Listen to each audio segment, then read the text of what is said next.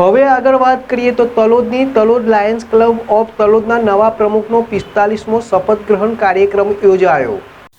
Lions club of Talod 45માં પ્રમુખ Hathisingh બીજાલા retired engineer પાણી પુરવઠા વિભાગની આજરોજ સન્માનીય પાસ્ટ ડિસ્ટ્રિક્ટ ગવર્નર દીપકભાઈ ત્રિવેદીએ તેમની આગવી શૈલીમાં વર્ષ 2025-26 માટે દિગંબર જૈન સમાજવાડી ખાતે શપથ ગ્રહણ કરાવેલ બાદ તલોદ લાયન્સ ક્લબ દ્વારા તલોદની શાળામાં અભ્યાસ કરતા ધોરણ 10 અને 12ના વિદ્યાર્થીઓનો એવોર્ડ આપી સન્માનિત કરવામાં આવ્યા હતા। આ કાર્યક્રમમાં અતિથિ વિશેષ તરીકે past district governor Shrimati Bhavnaben Deepakbhai Trivedi, Talod નગરપાલિકાના પ્રમુખ રમીલાબેન ચાવડા, કોર્પોરેટર વસુમતીબેન સોલંકી, તલોદ નાગરિક સહકારી બેંકના ચેરમેન પ્રવીણભાઈ પટેલ, લાયન્સ ક્લબના ઉપપ્રમુખ જે.બી. પટેલ સહિત મહેમાનો ઉપસ્થિત રહ્યા હતા। દિલીપ પરમાર, જેડેશ ટીવી, તલોદ।